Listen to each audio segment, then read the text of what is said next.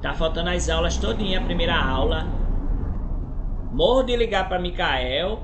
Aí eu ligo pra irmã dele, ligo pro pai. Ninguém responde. Tá perdendo as aulas, viu?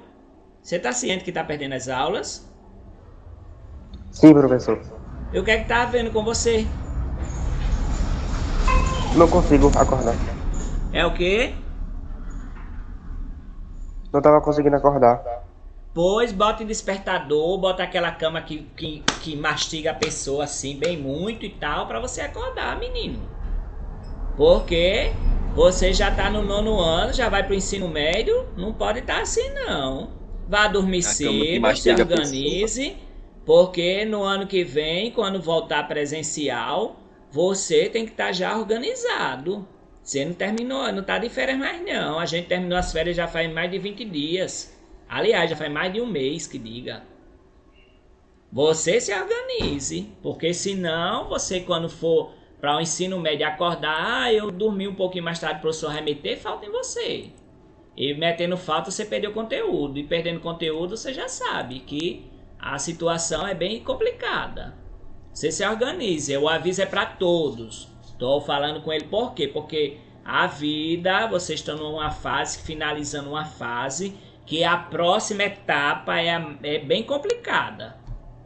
Aí se você não vem na primeira aula, eu morro de ligar, faltou a aula de arte, não sabe nem o que é que aconteceu em arte.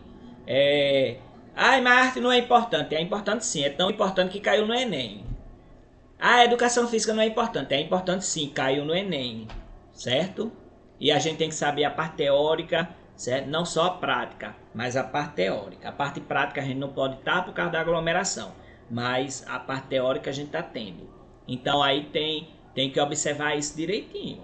Veja seu horário, vá dormir no horário certo, porque amanhã eu quero você bem cedo aqui. Eu vou botar a aula do nono ano, primeira aula. E eu não vou ligar para você, viu, Micael?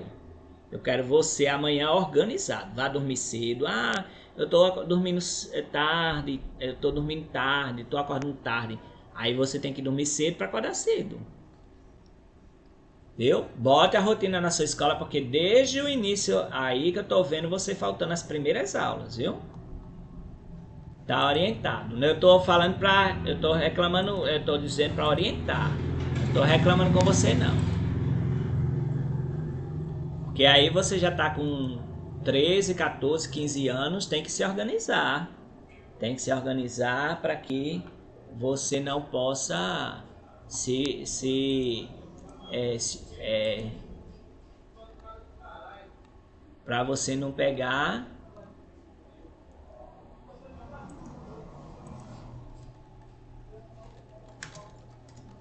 Professor, um exemplo mesmo. De mim, no caso, o que acontece todo dia. Eu vou dormir assim de umas 8 ou 9 horas e acordo todo dia de 4 horas da manhã.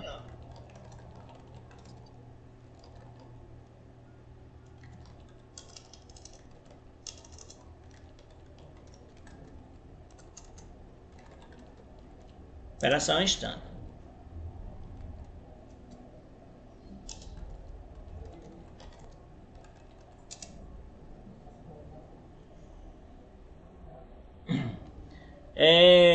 Sim, eu sei, cada um tem um costume. Eu também tenho o costume de às vezes eu ficar vendo filme e tal, série, eu adoro série. Aí eu fico vendo as séries e fico doidinho para saber o final da série e eu fico até 1 hora da manhã. Mas tem dia que aí no outro dia eu acordo cansado, eu acordo sem ânimo para nada, certo? E aí eu tenho que estudar para concurso, eu tenho que fazer as aulas de vocês, eu tenho que mandar o link, tenho que botar o vídeo no YouTube para quem perdeu a aula por algum acaso. Aí eu tenho que pegar, fazer tudo isso. Então assim, eu tenho o meu dia organizado, então organize o seu também. Eu, eu amo ver filme, eu comprei o computador, né, que eu já mostrei para vocês, mas eu pego ali, aí tem o Prime Amazon. Aí eu peguei, menino, tem cada filme bom, tem série boa, aí tem umas séries que eu gosto, tem outras que não valem nada, né? Mas tem outras que são ótimas. Aí a Netflix fica com minha irmã e a Prime Amazon quem usa sou eu. Então, Eu também tenho uma Amazon Prime. oi? O meu tio também tem uma Amazon Prime, ele paga lá na Aí, Amazon tem televisão dele. justamente, aí eu vejo os filmes e tal, aí eu tenho o meu horário de ver, por exemplo, quando dá 8h30, 9 horas, que eu já tenho terminado tudo, quando eu não termino eu deixo pra amanhã, né? Aí eu, ou às vezes quando eu tenho uma coisa urgente, como um negócio questionário de ciências, aí eu vou ter que fazer o vídeo, então eu vou fazer hoje para mandar amanhã para vocês. A professora Daísa vai chegar no final do mês, aí ela vai dar aula para vocês. Eu já falei com a diretora, aí a professora de física, a Daísa Sobrinha. Aí ela vai dar aula de física para vocês. Aí eu me organizo todinho. Ah, eu vou para uma... claro que eu não tô indo para festa, né? Que tô em pandemia, né? Tá em pandemia, eu não tô indo para aglomeração. Aí o que é que acontece? Quando eu ia para alguma festinha assim, tirar foto, essas coisas, ou participar mesmo, eu saía, aí vinha para casa, no máximo 11 horas eu tava em casa. Ah, mas é festa de 15 anos, aí no máximo 12h30 eu tava em casa. Mesmo porque à noite tá mais perigoso, né? Mas eu também sou mais velho que vocês são tudo novinho, que os pais também não deixam. Aí tem as coisas em casa, eu sei que vocês cuidam da casa, que vocês cuidam do irmão pequeno quando tem, que vocês fazem comida, almoço, que vocês também trabalham. Eu entendo tudo isso. Na minha época era pior. Aí, mas eu entendo tudo isso. Aí vocês têm que organizar o período de vocês. Ah, eu gosto de jogar futebol. Vá jogar futebol, tem um horário seu todo dia de jogar futebol. Então tem um horário seu todo dia de você acordar mais cedo para vir para a aula online, certo? Tem o dia que eu gosto de jogar videogame. Então você vai ter o tempo lá para jogar o videogame. Mas não deixa o videogame dominar você. Não deixa o futebol dominar você. Só deixa o que é bom dominar você. E o que é bom nesse momento é o ensino. É a educação. É você obter conhecimento. Você saber uma coisa, a pessoa falar, uma pessoa que já estudou, que é mais velha que você, falar uma coisa e você está sabendo daquele assunto, certo? Você ter argumentos, dizer, olha, esse assunto eu sei, eu estudei, eu vi esse assunto na aula online, sei lá, eu lendo, né? Então tem gente que gasta tempo todinho lendo, que às vezes atrapalha até a aula também na questão da leitura. Mas quando a leitura ela é associada com o conhecimento da escola, aí é muito boa, certo? Então a gente é tudo dosado. A Bíblia diz que tudo tem tempo debaixo do sol.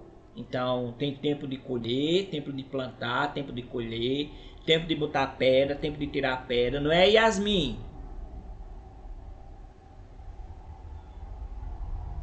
Yasmin? Me deixou de toco, ó, Yasmin. Morri de vergonha. Professor, tá me ouvindo? Hã? Professor? Eu disse que na Professor? Bíblia tem, em Eclesiastes, falando que tem tempo para tudo debaixo do sol, não é assim? Tempo de plantar, tempo de colher, tempo de botar pedra, tempo de tirar pedra, não é assim, Yasmin? É verdade. Pronto, então a gente tem tempo para tudo, a gente só tem que organizar nosso tempo.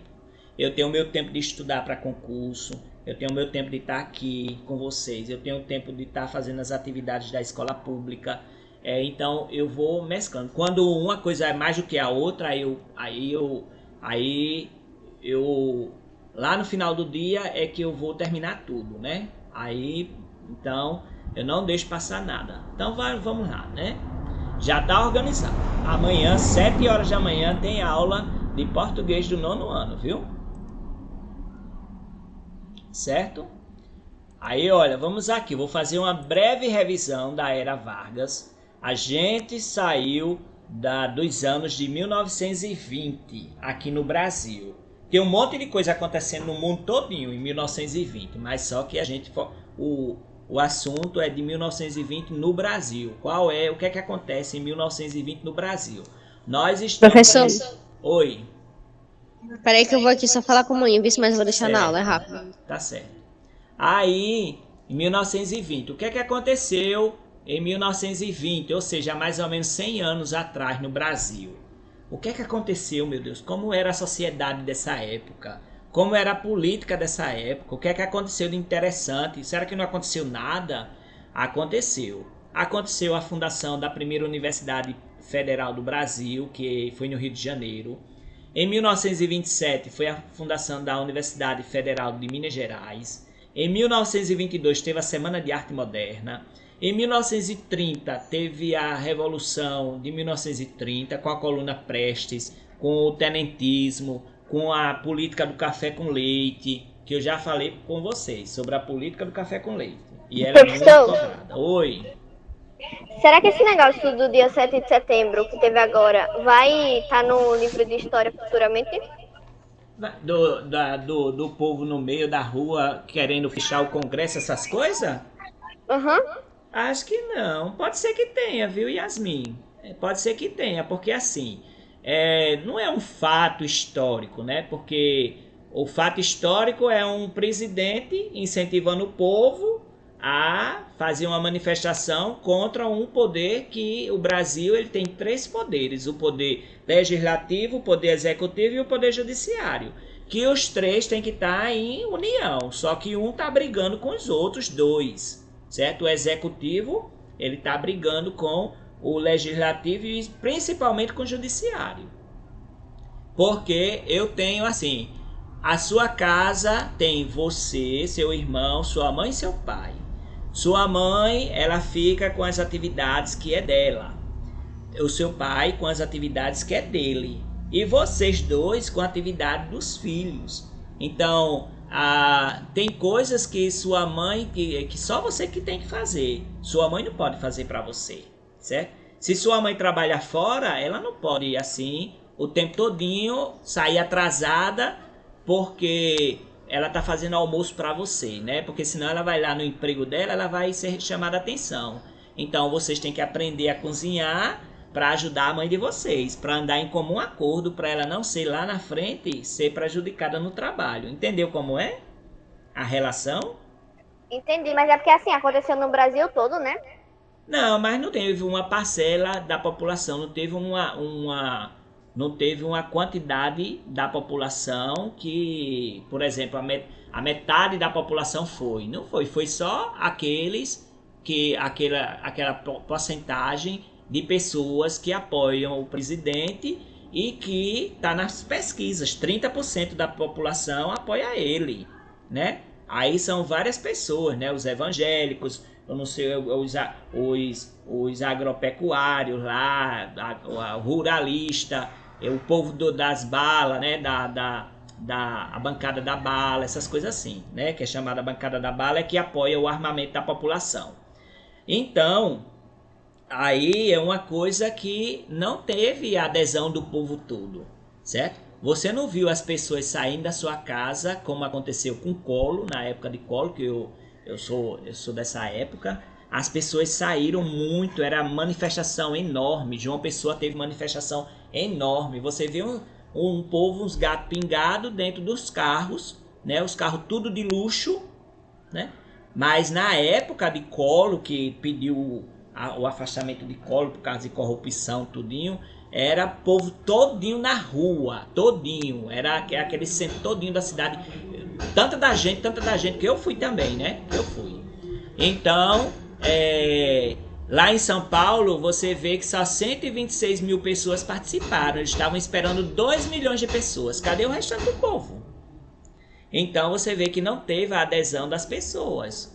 Então, pode ser que algum historiador ele coloque como um fato histórico que passou, né? Não que eles vão colocar como algo negativo, que não teve a adesão da população, certo? E pode ser que um historiador não dê tanta importância a isso, porque manifestação quase todo mês tem, né? Quase todo mês tem. O PT faz de um lado e na outra semana faz o povo de Bolsonaro. Aí depois vem o PT de um lado e faz outra semana o povo de Bolsonaro. Aí fica nessa disputa, quem é que bota mais gente na rua, né? Mas aí estão as pesquisas. Mas voltando aqui para os fatos históricos, que isso é importante para nós sabermos, em 1920 ocorreu várias mudanças, inclusive a mudança do nome de João Pessoa, da capital da Paraíba, para o nome do político que foi assassinado no Recife. E ele era o vice de Getúlio Vargas, nessa época aqui. Aí Getúlio Vargas, ele vai fazer políticas, vai fazer política sobre que vai apoiar os trabalhadores, ou seja, ele recebe o apoio dessa parte da população, certo? Ele vai fazer muitas coisas para a burguesia industrial e a classe média também apoiarem ele no caso, certo? E além disso, aquelas oligarquias das atividades agrícolas, o agronegócio, tudinho. Então, Getúlio Vargas, ele é muito inteligente, certo? Ele vai romper com a política do café com leite, das oligarquias cafeira, paulista e mineira. Ele vai receber como eu disse a vocês, né? Ele vai, quem ganhou foi o Washington Luiz. Aí o Washington Luiz renunciou, disse que teve fraude, né, tal. Aí veio uma junta eleitoral, suspendeu a eleição, disse que houve fraude, comprovou a fraude, certo? E aí deu o poder provisório para Getúlio Vargas. Aí Getúlio Vargas vai permanecer até 1945, quando ele se mata, né? Ele se mata, ele se suicida e ficou um marco histórico aí quando Getúlio Vargas se matou, né? Aí a gente vai ver depois. Então, olha, vários grupos sociais estão apoiando Getúlio Vargas. A burguesia industrial, a classe média, os trabalhadores, as oligarquias, todo mundo está apoiando Getúlio Vargas. Aí nós vimos na linha do tempo, nós vimos a Revolução de 1930, que eu falei para vocês. Aí essa revolução faz parte do governo provisório, essa que tinha João Pessoa como vice na chapa de Getúlio Vargas, certo? E depois vai ter a Revolução Constitucionalista em 1932. Aí vai ter uma nova Constituição em 1934, é quando as mulheres ganham o poder de votar. As mulheres não votavam, nem analfabeto também, viu? E a maior parte da população era mulher e analfabeto. E aí Getúlio Vargas faz essa situação, né? Faz essa forma de agrado, né? Então as mulheres em 1934 na Constituição que teve, que é o governo constitucional que vai até 37, as mulheres têm o poder do voto. Em 1937 tem outra Constituição. Aí em 1941 se cria a Companhia de Siderúrgica Nacional, que ela vai exportar minérios de ferro para o mundo. Aí vem o Estado Novo, que é a ditadura de Getúlio Vargas, né? A partir de 1937. 1942, o Brasil declara guerra à Alemanha, ao nazismo, né? Aí ele vai declarar guerra porque afunda um barco, um navio brasileiro. Acho que foi isso, eu não tenho certeza não. Depois eu vou falar isso direito, com mais precisão. E em 1945 tem o fim da Segunda Guerra Mundial, que a gente vai ver também. Aí aqui Getúlio Vargas ele vai ter apoio do operariado. Por quê? Ele vai fazer uma legislação trabalhista boa, que aí ele vai controlar os sindicatos, porque ele legalizou os sindicatos eram certo? clandestinos, certo? Ele vai estabelecer leis que vão atender tanto os trabalhadores quanto diminuir os conflitos de empregados e patrões. Essas práticas são chamadas de práticas populistas e paternalistas. Aí aqui eu mostrei para vocês quem era Getúlio Vargas, certo? Getúlio Vargas, ele vai aqui ser essa pessoa do centro aqui, o povo gostava muito dele, certo? Aí ele é dividido em 3 partes, a Era Vargas, né? Que vão ser 15 anos, olha, 15 anos, de 1930 a 1945. O governo provisório de 1930 a 34, o governo constitucional de 1934 a 1937 e o Estado Novo, que é a ditadura Vargas, de 1937 e 1945, certo? Aí o que é um governo populista? Um governo populista é aquele que promete satisfazer as necessidades imediatas das camadas menos privilegiadas da população, de maneira a obter o seu apoio. Ele tem também esse comportamento de proteção, que é chamado de paternalismo. Aí o governo provisório, aí nós temos aqui Getúlio Vargas, no Rio de Janeiro, que era a capital do Brasil nessa época. Lembrar que a capital do Brasil a primeira capital foi em Salvador, né, na Bahia. Depois passou para o Rio de Janeiro e depois Brasília foi construída com Juscelino Kubitschek e foi então transferida a capital do Brasil, do Rio de Janeiro, para Brasília, tá certo? Vocês sabiam disso? Não. Pronto. Não. Aí, olha, Getúlio Vargas está lá, o povo todo, ele passando aí, ó, no campo do Vasco da Gama, e as pessoas todas batendo palma, aplaudindo, botando faixa, né? No 1º de maio. Qual é o dia 1º de maio? Simboliza o quê? O dia do quê? Dia do Trabalhador. Dia do Trabalhador, certo? Aí vem, ó, o que fez Getúlio Vargas no governo provisório? Ele vai suspender ele vai suspender a Constituição, certo?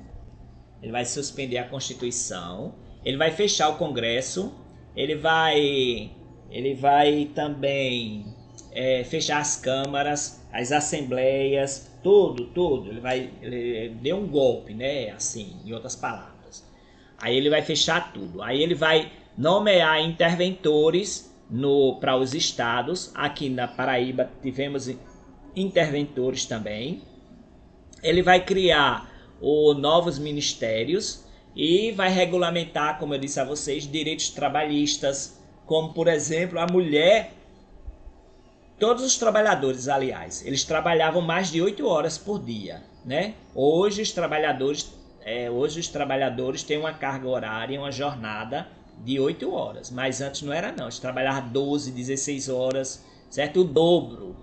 Aí então você vai trabalhar numa fábrica, você trabalha de manhã, pega das 8 até meio-dia, aí tem 2 horas de almoço e das 2 até as 6 da noite, então dá 8 horas todo dia, certo? Aí ele também botou as férias remuneradas, ou seja, as férias pagas, né?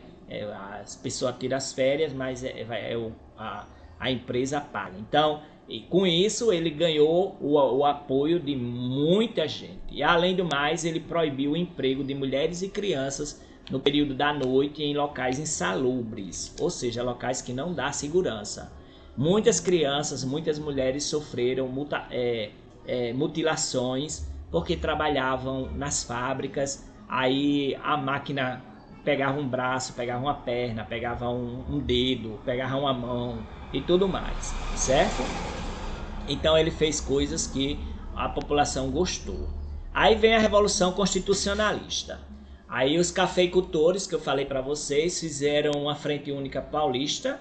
Eles começaram a fazer manifestações no estado de São Paulo e 4 jovens morreram lá, né, nessas manifestações: Martins, Miragaia, Drauzio e Camargo. Então eles se transformaram em símbolo dos paulistas pela Constituição. E em 9 de julho de 1932 começou o levante armado, as pessoas armadas fazendo manifestação, do jeito que está acontecendo hoje. O povo tudo armado aí, com as armas aí, querendo mais armas ainda, né? Para sair, para fazer manifestação e meter bala uns nos outros. E aí 9 de julho, que 9 de julho é uma via muito importante, é uma avenida muito importante de São Paulo. Foi quando teve essa manifestação, esse levante armado contra o governo federal. E aí a imprensa local, ela vai chamar o povo a ir para a rua, né? E tanto jornal, quanto revista, quanto rádio fizeram isso, e as pessoas vão realmente se mobilizar. Então 200 mil homens se alistaram nessas forças constitucionalistas e eles eram voluntários também assim como outros estados tiveram vários voluntários. Então aí no mapa você vai ver, né, que várias cidades aí, né, os ataques das forças federativas e a resistência das forças constitucionalistas. Olha aí onde é que eles estavam, ó.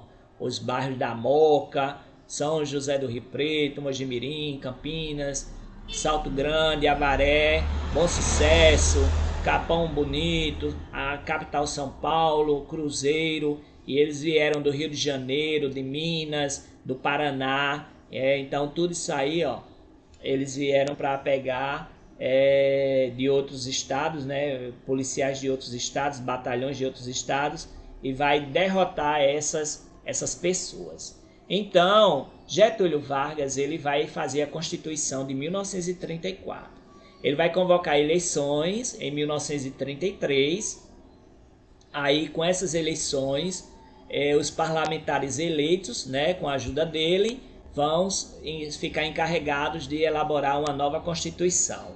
Aí, essa nova Constituição teve uma inovação que foi que mulheres poderiam votar e se candidatar, certo? Aí as principais características dessa nova Carta Magna, ou a Constituição, é a mesma coisa, sinônimo, é a manutenção do regime federativo e presidencialista e dos três poderes, executivo, legislativo e judiciário, e a extinção do cargo do vice-presidente. Então, na época de Getúlio Vargas, não tinha vice-presidente, mas tinha poder executivo, legislativo e judiciário, como sempre ocorreu desde a República Velha, né? Aquela república que tinha o café com leite. E a manutenção do regime federativo e presidencialista, ou seja, cada lugar tinha, cada estado ele é uma parte da federação, ou seja, eles juntos formam o Estado brasileiro, né? E presidencialista porque iria eleger o presidente. O voto era secreto, que antigamente o voto não era secreto, aí na Constituição de 1934 foi colocado o voto secreto, certo? As eleições eram diretas, ou seja, você elegia através do seu voto, que naquela época era de papel, tinha muita corrupção também, os seus representantes do Legislativo e do Executivo, tanto do Estado quanto do município também, além da União. O voto feminino, certo? A presença de leis trabalhistas também estava na Constituição. A criação do mandato de segurança. Já ouviram falar de mandato de segurança, né? Já ouviram falar? Mais ou menos. Não. O mandato de segurança é a pessoa ser presa. Aí a pessoa vai ser presa e a pessoa pega, ela, antes de ser presa, ela entra com habeas corpus. Já ouviu falar de habeas corpus? Não. Aí habeas corpus é uma autorização para você não ser preso, né? Quem dá isso é o Supremo Tribunal Federal, né? Que aí a gente tá vendo o centro dessas coisas. Aí eles que dão mandato de segurança, ou seja, para a pessoa não ser presa, né? Então, quem criou esse mandato de segurança foi na época de Getúlio Vargas com a Constituição. E o ensino primário obrigatório e gratuito. Então, nós temos aqui, né, que antes não era obrigatório e também muito menos gratuito. Então, Getúlio Vargas queria todo mundo sabendo ler e escrever. Vocês sabiam que nesse período aqui, em 1934, era quase 80% da população que não sabia nem ler nem escrever? 1934, olha aí, ó, bem pertinho aqui, ó, que faz menos de 100 anos. As pessoas não sabiam nem ler e nem escrever. Se a gente tivesse nascido naquela época, nem eu e nem vocês, a gente não teria a oportunidade de estudar, porque as escolas eram bem pouquinhas. Aí quando Getúlio Vargas veio, aí ele começou o ensino primário, né? Aquela saber ler e escrever, a alfabetização, né? Aí, ó, promulgada essa Constituição, ela transformou-se em a Assembleia Constituinte, aqueles deputados eleitos se tornaram deputados. E aquela Assembleia Constituinte se transformou a Câmara dos Deputados. E aí essa Câmara dos Deputados, ela tinha entre suas funções eleger o novo presidente da República e Getúlio Vargas foi escolhido para um mandato de 4 anos. Então, ele foi que ganhou, né? Aí a gente falou sobre a fundação da Frente Negra Brasileira, também foi um avanço, porque não tinha essa Frente Negra Brasileira, certo? Que valorizava os negros, que é a maior parte da população brasileira. Aí ficamos na era de Vargas, de 1934 a 1937. Aí a gente vai fazer aqui vai fazer a leitura e vai fazer algumas perguntas. Olha, mesmo sobre um regime constitucional, o governo de Getúlio Vargas não abandonou suas características centralizadoras. Ele era simpatizante do totalitarismo que crescia na Europa, com Mussolini, com Hitler, Mussolini lá na Itália e Hitler na Alemanha. Então, Getúlio Vargas gostava do pensamento de Mussolini e também de Hitler. Na sociedade brasileira, doutrinas de esquerda e de direita conseguiam amplo apoio das populações urbanas. Em outubro de 1932, o ex-deputado Plínio Salgado fundou a Ação Integralista Brasileira. Essa organização de inspiração fascista, apoiada por grandes proprietários, empresários, membros de classe média, parte do operariado e de forças armadas. Então, vou botar aqui. O que foi a Ação Integralista Brasileira? Certo? Aí vocês vão colocar aí. Aí aqui, ó, era uma organização de inspiração fascista, que tinha grandes proprietários de terra, até gente das Forças Armadas. Parece hoje, né? Porque o que a gente vê aí nessas manifestações é grandes proprietários, empresários, os carrões, tudinho, povo da classe média, alguns operariados, né? Parte do operariado, e pessoal, o povo das Forças Armadas, certo? Que tem essa mobilização todinha. E então essa Ação Integralista Brasileira, ela vai ser uma das organizações que vai mexer com a política desse momento. Os integrantes, eles pregavam a criação de um Estado integral, ou seja, de uma ditadura nacionalista de partido único, e a luta contra o comunismo, né? Que o povo diz, comunista não sabe nem o que significa comunismo, nem comunista, porque comunismo quer dizer comum, coisa comum, todo mundo ter as mesmas coisas, ter o mesmo direito, ter as mesmas situações da vida, ninguém é melhor que ninguém, mas o povo acha que comunismo é uma coisa ruim, é não sei o que. Eu não sou comunista, né? Mas eu quero que todo mundo tenha seus direitos iguais. Eu quero que todo mundo seja respeitado na sua individualidade. Eu não posso me intrometer, o Estado não pode se intrometer na minha vida, e eu não quero que o Estado se intrometa na minha vida. A minha vida me diz respeito e o Estado faça a sua parte lá de fazer política para educação, para saúde, para segurança, para habitação, para emprego, para tudo isso. Então, o que eles queriam era um Estado integral. Então, o que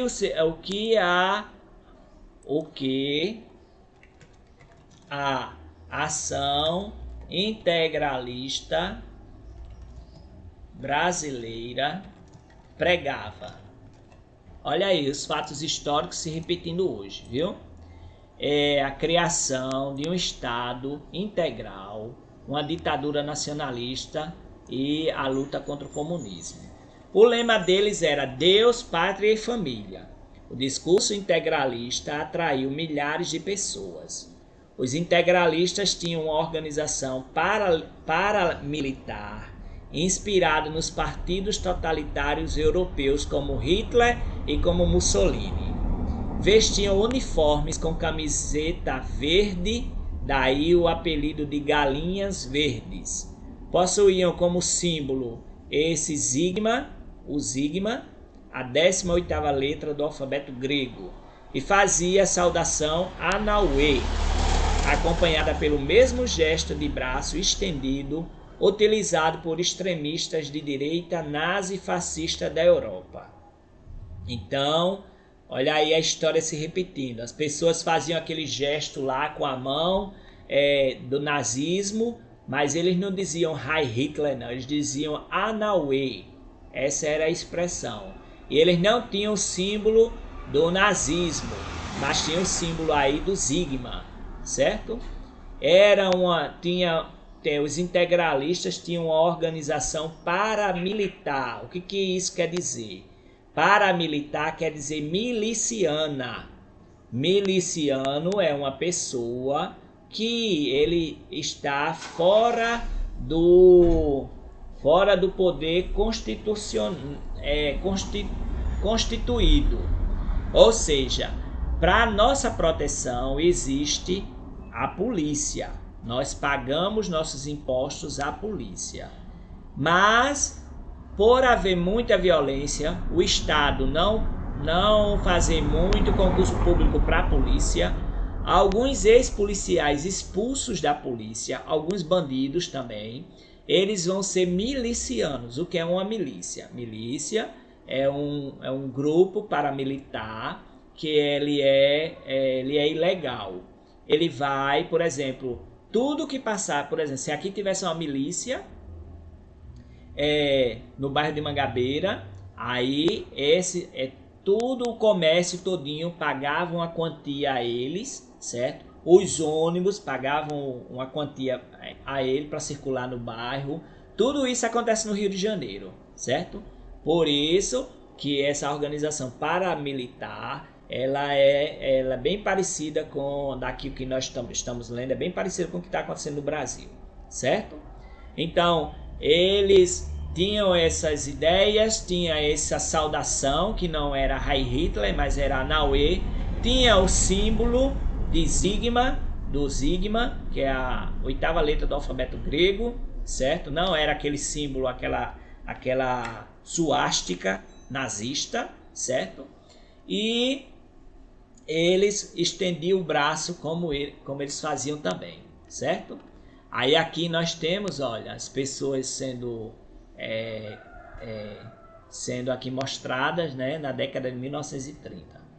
Aí vem agora, 2 anos depois, comunistas, socialistas e liberais democratas se uniram na Aliança Nacional Libertadora, né? Aí o que foi a Aliança, né, a Aliança Nacional Libertadora, certo? Aí aqui nós temos que foi uma organização formada por membros da classe média, do operariado e também das Forças Armadas. A maioria de baixa patente, porque a alta patente estava na outra lá, certo? O que é que ela pregava? O que pregava a Aliança Nacional Libertadora. Aí ela pregava essa aqui, ó. Pregava a reforma agrária, o estabelecimento de um governo popular democrático, a nacionalização das empresas estrangeiras e o cancelamento da dívida externa. Então é isso aí, viu? Então na próxima aula, vocês fizeram aí, deixa eu só ver aqui uma coisa, quanto tempo aqui tem a ditadura Vargas, certo? E depois dela tem o que? O controle da estatal, repressão, e aí vem o finalização. Pronto, ainda tem umas 4 páginas, dá para a próxima aula a gente fazer isso aqui. Vou voltar aqui para vocês copiarem aí. Aí nós na próxima aula vamos continuar isso aqui, viu? Sobre a Aliança Democrática, a Aliança Nacional e a outra aliança. Um querendo ser maior que o outro, viu? Certo? Alguma dúvida até agora? Nenhuma, professor. Não.